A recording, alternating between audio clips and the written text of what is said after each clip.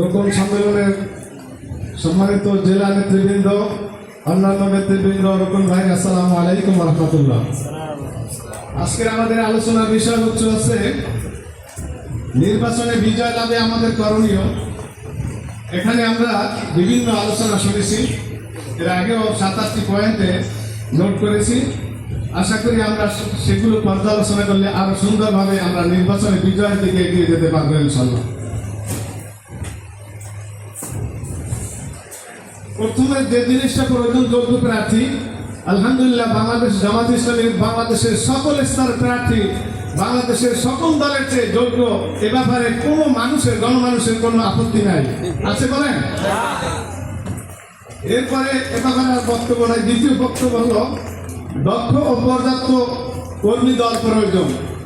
যোগ্য নেতা আছে, যোগ্য প্রার্থী আছে, দক্ষ এবং কর্মী দল যদি না থাকে তাহলে সেই প্রার্থী বিজয় লাভ করতে অনেক কষ্ট হবে। এজন্য নির্বাচনী এলাকায় গ্রাম committee, booth committee, ward committee, union committee, থানা কমিটি এবং একটা নির্বাচনের কেন্দ্রীয় একটা মনিটরিং সেল গঠন করতে হবে। আমরা কি অত্র এলাকায় যে সমস্ত প্রার্থী আছেন, আমরা কি সবাই কি কমিটিগুলো করতে পেরেছি? আমরা কি এখনো গ্রাম কমিটি, ওয়ার্ড কমিটি, নির্বাচনী বুথ কমিটি আমরা কি এখনো তৈরি করতে পেরেছি? আমরা কথা বলেন না, বুঝতে পারছেন কিনা?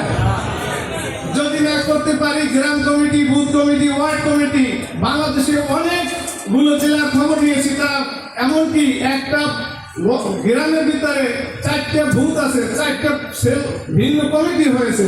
এমনকি চট্টগ্রামে আব্দুল্লাহ মোহাম্মদ তাহের স্যারে বলেছেন সেদিন একটা বক্তব্য যে আমি বাড়ি কমিটিও করেছি, যাতে করে ওই বাড়ির সব খবর ওনাকে নিয়মিত দিবেন।